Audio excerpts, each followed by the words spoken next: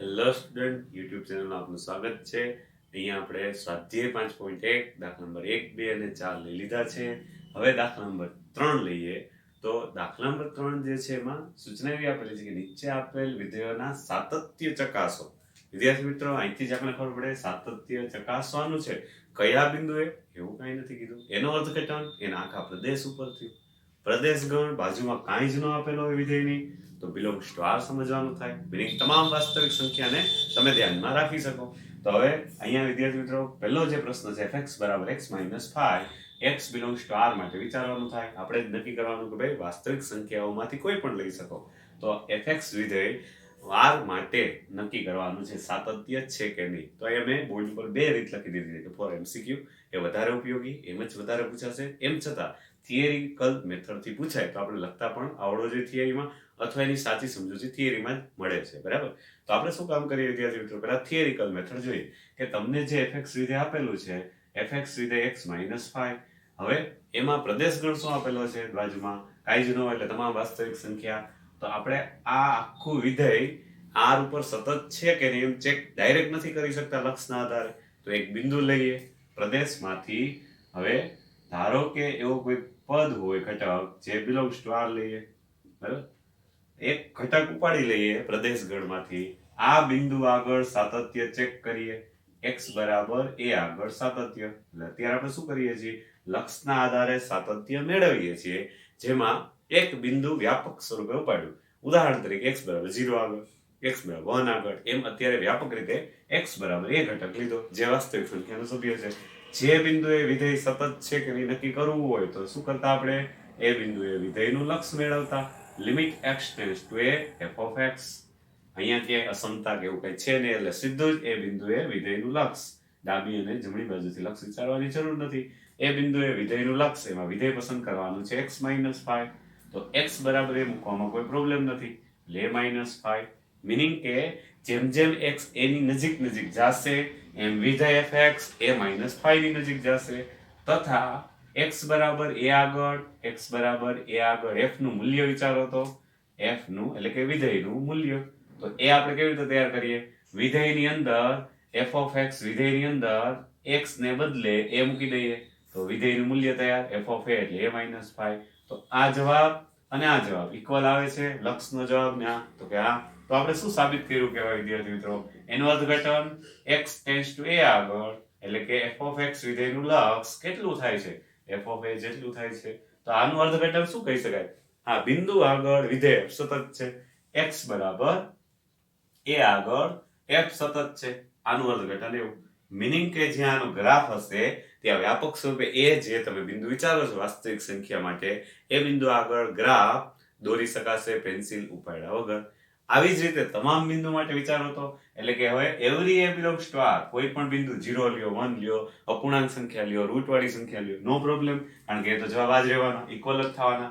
Every a belongs to R માટે આ સત્ય થશે. Every a belongs to R માટે આવું કહી શકાય, limit x tends to a f of x બરાબર f of a. એટલે કે વાસ્તવિક સંખ્યાના તમામ સભ્યો માટે આ સાચું છે. તેથી f એ આખા પ્રદેશ ગણાર પર સતત છે.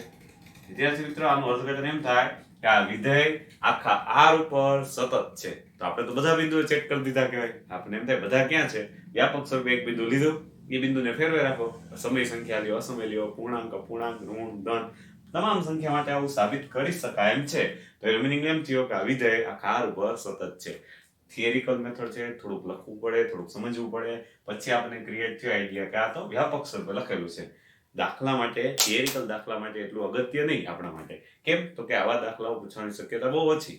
તો એનો ઉપયોગ વધુમાં વધુ MCQ માટે, શોર્ટ ક્વેશ્ચન માટે કરશે. કેવી રીતે, fx વિધેય આપેલું છે, પ્રદેશ ગણ પણ કઈ આપેલો ન હોય, સાતત્ય ચર્ચો, અથવા તો આપણે એમ કે ભાઈ કયા બિંદુ આગળ સતત છે આ વિધેય, તો આપણે ક્લિક કરવાનું છે ખાલી કે નોંધ લખેલી છે બહુપદી વિધેય આખા r ઉપર સતત હોય. પૂરો દાખલો બહુપદી વિધેય, અહીંયા આપણે કહી શકીએ બહુપદી વિધેય બરાબર તો f એ r પર સતત હોય. બહુપદી વિધેય આખા r પર સતત હોય. તેથી આપેલ વિધેય fx બરાબર x - 5 જે r પર સતત ગણાય. r પર સતત, તો એ જ જવાબ આવી ગયો. તો આપણે આ સમજવાની વાત થઈ કે આપણને યાદ હોય બહુપદી વિધેય હોય આખા આર ઉપર સતત હોય. કોઈ વિદ્યાર્થી મિત્રો આ સુરેખ બહુપદી હોવાથી ગ્રાફ ડ્રો કરે તો એક રેખા આવશે. કોઈ પણ બિંદુ વાસ્તવિક સંખ્યાનું ઉપાડો આરનું પ્રદેશનું ત્યાં ગ્રાફ પેન્સિલ ઉપાડ્યા વગર તમામ બિંદુએ ડ્રો કરી શકાશે. ઇટ મીન્સ આખા આર ઉપર આખા પ્રદેશ ઉપર સતત છે. તો આનો ઉપયોગ આપણે નોંધનો ઉપયોગ કરી શોર્ટ ક્વેશ્ચન એમસીક્યુમાં સમજવાનું છે વિદ્યાર્થી મિત્રો. તો ઓપ્શન એવી રીતે ઘણીવાર આપે કે આ બિંદુ આ વિધેય છે આર પ્લસ ઉપર સતત છે, આર ઉપર સતત ન કહી શકાય, આર માઇનસ ઉપર કહી શકાય, એવા કંઈક ઓપ્શન ગોટાળાવાળા આપે. તો આપણે સમજવાનું શું બહુપદી વિધેય થયું, સુરેખ બહુપદી એટલે આખા આર ઉપર સતત હોય દાખલા નો ઓપ્શન આપણે ખ્યાલ આવી જાય. આ મેથડ વાઇઝ થયું. મેથડ એક દાખલા આપણે લઈએ, બધા જ દાખલા આ રીતના એ બી સી ડી જે છે એમ સાબિત કરી શકાય.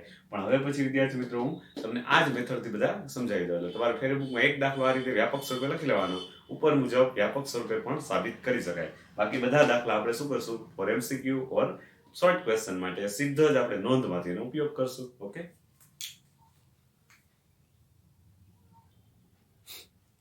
વિદ્યાર્થી મિત્રો એમાં બીજો દાખલો છે બી fx બરાબર 1/x-5. જાણી જોઈને જ આપણે સમજૂતી માટે એવા દાખલાની રકમ આપેલી છે. અંશમાં પહેલા x-5 સુરેખ પદાવલી હતી, અહીંયા છેદમાં આપી દીધું જાણી જોઈને. કારણ કે આપણે યાદ આવવું જોઈએ અંશમાં બહુપદી, છેદમાં બહુપદી, અંશમાં px છેદમાં qx એટલે તો સમય વિધેય ગઈ. સમય પદાવલી ઉપરથી સમય વિધેય બનાવ્યું હોય તો આપણે તો એવું જ કહેવાનું કે અંશ અને છેદ આવી ગયા બહુપદી સ્વરૂપમાં તો એ સમય વિધેય થઈ ગયા. સમય વિધેય તો એમના પ્રદેશ ગણ ઉપર સતત હોય, એમાં એવું લખેલું છે આપણે. મીનિંગ કે જ્યાં છેદ વ્યાખ્યાયિત થઈ શકે એવા બિંદુઓ જ રાખવાના. તો આખો આર લીધો કહેવાય સિવાય કે 5, તો એનો પ્રદેશ ગણ શું કહી શકશો, આર માંથી 5 બાદ કરો એટલો. તો આપણે ડાયરેક્ટ જ કહી દઈએ વિદ્યાર્થી મિત્રો એમસીક્યુ માટે ઉપયોગ કે આ વિધેય છે એ એક પ્રકારે સમય વિધેય છે.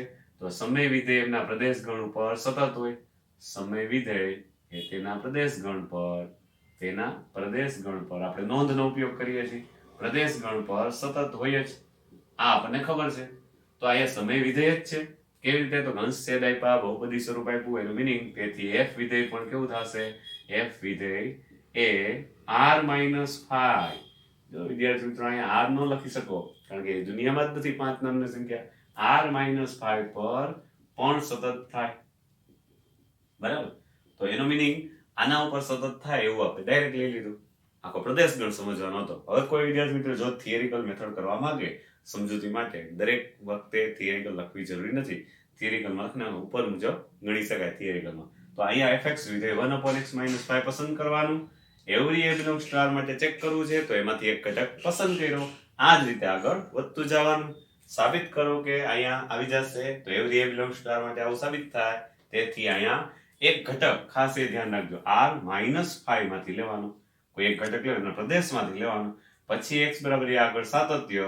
તો તમે જ્યારે લક્ષ મૂકવા જાઓ વિદ્યાર્થી મિત્રો ત્યારે x બરાબર એ શું મૂકી શકો, તો કે હા 5 નો હોવા જોઈએ. તો કે હા અહીંયા 100% a બરાબર x ને બદલે મૂકી શકાય કારણ કે આપણને ખબર છે એ ક્યારેય 5 છે નહીં. રકમમાં જ કહી દીધું એ 5 નથી એટલે આનો જવાબ જે આવ્યો એવો જ આનો જવાબ આવવાનો 1/a-5. તો આ બંને સમાન. તો x બરાબર એ આગળ f સતત અને અહીંયા વધારાનું શું લખવું પડે, એના પ્રદેશ ગણ ઉપર સતત. અહીંયા પણ એના પ્રદેશ ગણ ઉપર સતત. આ એક દાખલો મેં ગણી નાખ્યો સાથે બી ઓપ્શન. હવે વ્યાપક સ્વરૂપના દાખલા વધારે ગણાવતા નથી, એનો ઉપયોગ કરશું વધુ એમસીક્યુ ને શોર્ટ ક્વેશ્ચન માટે. ઓકે,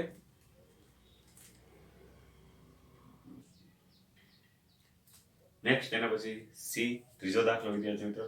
fx બરાબર જે આપેલું છે x²-25/x+5. x ની કિંમત -5 ન લઈ શકાય. આમ જ સમજીએ આપણે વિધેય વ્યાખ્યાયિત કરવા માટે સમય વિધેય માટે છેદ 0 ના થવો જોઈએ એટલે એનો પ્રદેશ ગણ r સિવાય r માંથી -5 સિવાય તમામ કિંમતો હશે. તો આપણે એવું જ લખ્યા કે સમય વિધેય તેના પ્રદેશ ગણ પર સતત હોય. તો પ્રદેશ ગણ શું બન્યો f વિધેયનો, તો r-5 એ સિવાયની તમામ કિંમતો માટે હંમેશા વિધેય સતત થાય. જો કોઈ વિદ્યાર્થી મિત્રોને થિયરી લખવાનું થાય તો એ આ બિંદુએ લક્ષ મેળવશે, વ્યાપક સ્વરૂપે એક બિંદુ પસંદ કરશે. શેમાંથી પસંદ કરશે, એ બિલોંગ્સ ટુ r નહીં, r-5 માંથી. તો આમાંથી એક બિંદુ ઉપાડે અને એના આધારે થિયરી આ માત્ર સમજૂતી આપું છું. Limit x tends to a, fx બરાબર આવું લખે x²-25/x+5.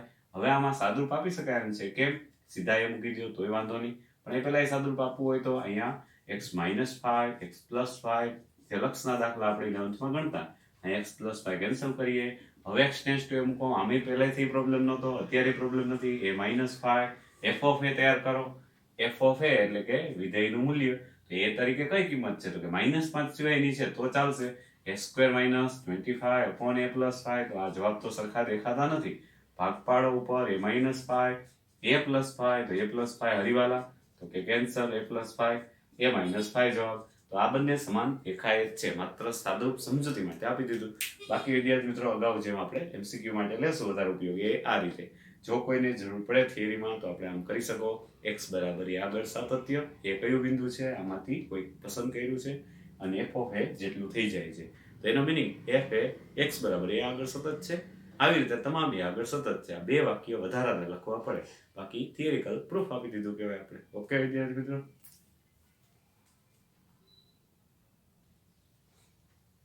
હવે વિદ્યાર્થી મિત્રો ચોથો દાખલો જે ડી સ્વરૂપે આપેલો છે x બરાબર માનાંકમાં x માઇનસ 5. તો આના માટે થોડીક વધારે ડિટેલ સમજીએ, ખૂબ ઉપયોગી પરિણામ છે. તો નોંધ સ્વરૂપે અહીંયા આપણે માનાંક વિધેયની સમજૂતી, જેમ કે લખેલું હતું બહુપદી વિધેય r ઉપર સતત, સમય વિધેય r ઉપર સતત, એમ માનાંક વિધેય પણ એના પ્રદેશગણ. તો અહીં પ્રદેશગણ માનાંક વિધેય યાદ કરીએ તો r ઉપર સતત હોય. મોટાભાગે વિદ્યાર્થી અહીં કન્ફ્યુઝ થાય છે, કારણ કે આગળ વિકલનીયતાનો કન્સેપ્ટ આવશે ને મિક્સ થઈ જશે. એટલે પહેલા આ કન્સેપ્ટ બરાબર સતતનો સમજી લ્યો. બરાબર, અહીંયા માનાંક વિધેય g r થી r પ્લસ, g r થી r પ્લસ યોગ 0 આવું કેમ આપેલું છે? તો 11th યાદ કરીએ, માનાંક વિધેયનો કન્સેપ્ટ આપણે સમજાવ્યા. કિરણ યુગ્મ સ્વરૂપે આલેખ હોય, એ જ પાછો યાદ કરાવું છું અહીંયા કે માનાંક વિધેય હોય તો આપણે એને રજૂઆત કેવી રીતે કરતા, સૂત્ર કેવી રીતે વ્યાખ્યાયિત કરતા, તો કે x ની કિંમત 0 કે 0 કરતા મોટી, અંદર રહેલી કિંમત 0 કે 0 કરતા મોટી. તો જેમનું તેમ, અંદર રહેલી કિંમત 0 કરતા નાની તો આગળ નિશાની માઇનસ મૂકવી. આના આધારે આપણે ગ્રાફ ડ્રો કરતા. 11th યાદ કરાવું છું વિદ્યાર્થી મિત્રો. અહીં વિધેય ચેપ્ટરમાંથી 0 આગળ 0, પછી 1 લ્યો તો 1, 2 લ્યો તો 2.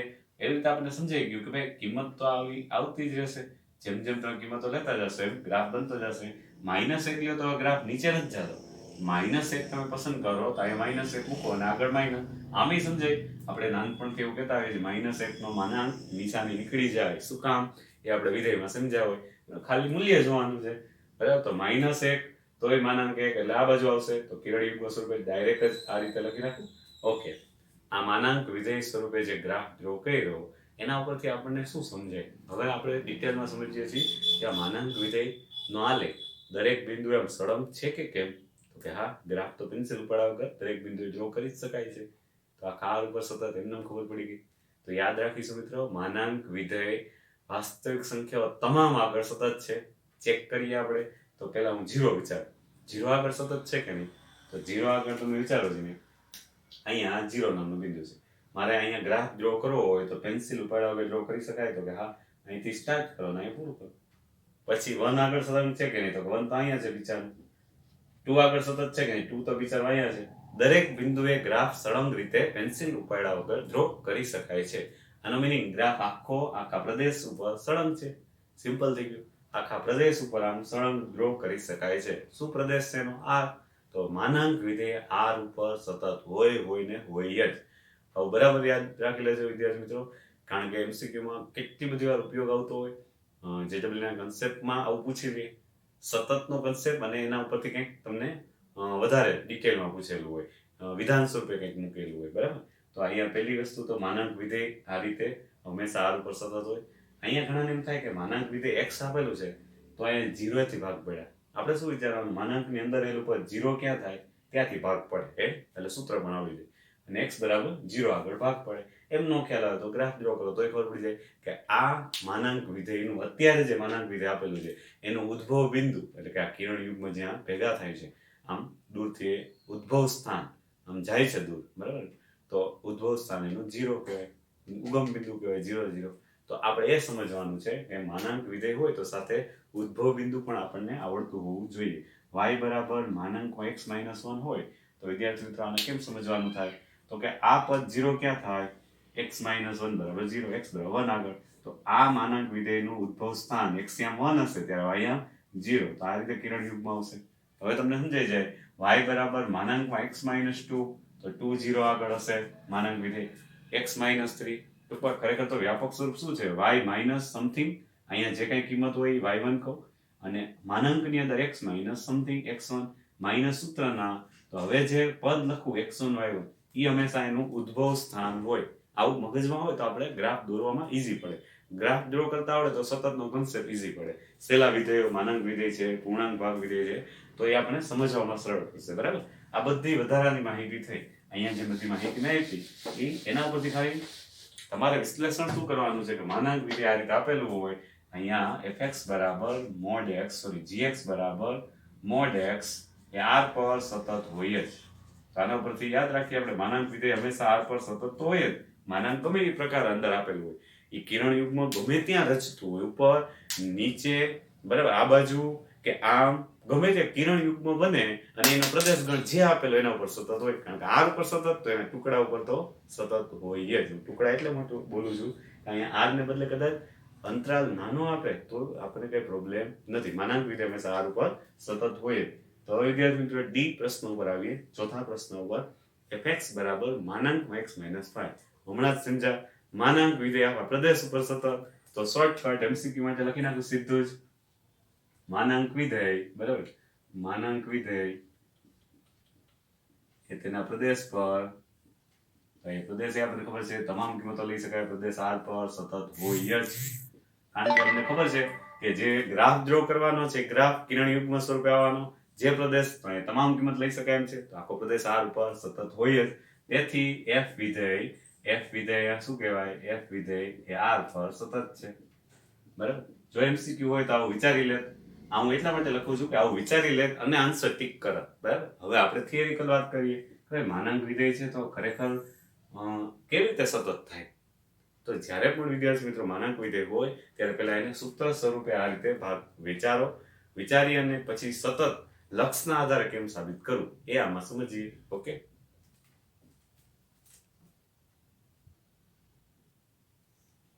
હવે વિદ્યાર્થી મિત્રો માનાંક વિધેયનો આપણે સીધો જ કન્સેપ્ટ ઉપાડીએ શોર્ટ ક્વેશ્ચન MCQ માટે કે mod x હોય, માનાંક શબ્દ આવે એટલે આખી દુનિયા એના r ઉપર સતત હોય. પછી r નો કદાચ ઉગગણ હોય તો એના ઉપર સતત હોય. તો અહીંયા માનાંક આવ્યું પણ અંદર x - 5 નામની પદાવલી આવી, નો પ્રોબ્લેમ. માનાંક આવ્યું એટલે એની દુનિયામાં r ઉપર સતત હોય. માનાંક વિધેયના પ્રદેશ r પર સતત હોય તો f વિધેય r પર સતત હોય, એ આપણે સમજી લીધું. રાઈટ, તો આ જ વસ્તુને થિયરિકલ સાબિતી થોડાક જુદા પ્રકારે આપું, જે નોંધ આપણે સમજાતા એ રીતે. બરાબર, કે ભાઈ અહીંયા અંદરનું વિધેય કયું છે? x - 5 સુરેખ પદાવલી કહેવાય. અંદરનું વિધેય સુરેખ પદાવલી કહેવાય. સુરેખ પદાવલી હંમેશા r ઉપર સતત હોય. બહારનું વિધેય કયું છે? તો gx બરાબર અહીંયા અને hx નામ આપું, આને gx નામ આપું, mod x કહેવાય. જે માનાંક વિધેય r ઉપર સતત હોય, હમણાં આપણે નોંધ જોઈએ પ્રમાણે. તો બહારનું માનાંક ગણો, અંદરનું x - 5 ગણો, તો બેનું સંયોજન થયું કહેવાય. સંયોજિત વિધેય પણ હંમેશા સતત હોય. સંયોજન શક્ય છે એવું અત્યારે આપણે લઈ લઈએ.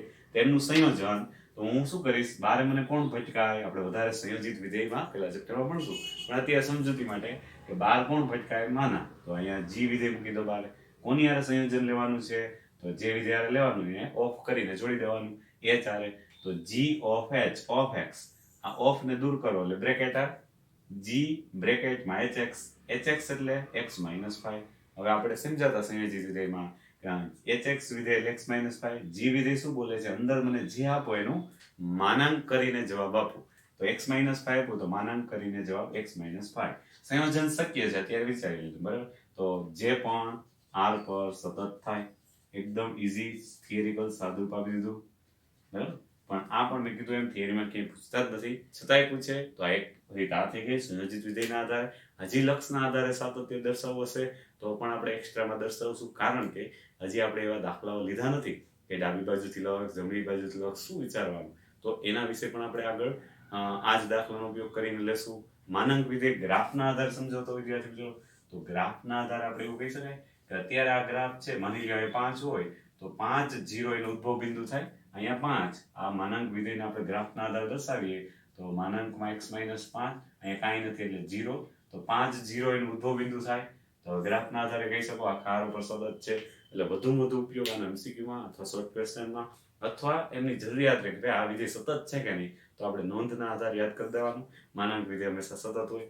જરૂર પડે થિયરીમાં કે ક્યાંય સાબિતીમાં તો આપણે એમ કહી શકો બહારનું વિધેય સતત, માનાંક હોવાથી અંદરનું સતત, તો બેનું સંયોજન એ સતત. આ એક રીત શોર્ટ રીત થાય એટલા માટે. અને હજી ડિટેલમાં આપણે લક્ષના આધારે પણ સાતત્ય એકાદ દાખલામાં મૂકી દઈશ. બરાબર, તો થિયરી શક્યતા ઓછી છે. MCQ માટે શોર્ટ ક્વેશ્ચન માટે આ તૈયાર કરવાનું. એટલે અત્યારે ફેસબુકમાં બંને રીતે લખવાની છે. ઓકે વિદ્યાર્થી મિત્રો.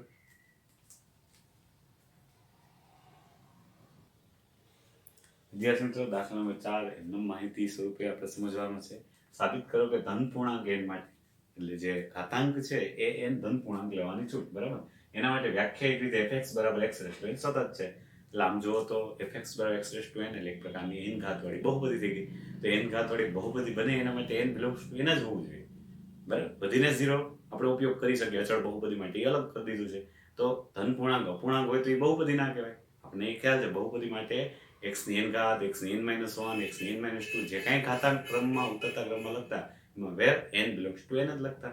એટલે આ સમજૂતી માટે આપેલું છે કે ભાઈ તમામ ધન પૂર્ણાંક રાખો તોય કઈ ફેર પડે નહીં, બહુપદી તો રહી જ રહેવાની. બહુપદી વિધેય આ પર સતત હોય જ. એટલે અહીંયા x ની 5 ઘાત હોય તો ભલે, x ની 4 ઘાત હોય તો ભલે, x ની 100 ઘાત હોય તો ભલે, x ની 2020 ઘાત હોય તો ભલે, રહેવાની તો બહુપદી, એટલા ઘાતવાળી બહુપદી કહેવાય. તો એના માટે સતત છે. તો અહીં f વિધેય બહુપદી વિધેય છે, એમાં n બિલોંગ્સ ટુ n જ લેવાના હોય, બરાબર. તો n બિલોંગ્સ ટુ n એટલે તમામ પ્રાકૃતિક સંખ્યા કયો કે ધન પૂર્ણાંક સંખ્યા કયો, એના માટે આ સતત થાય ને થાય.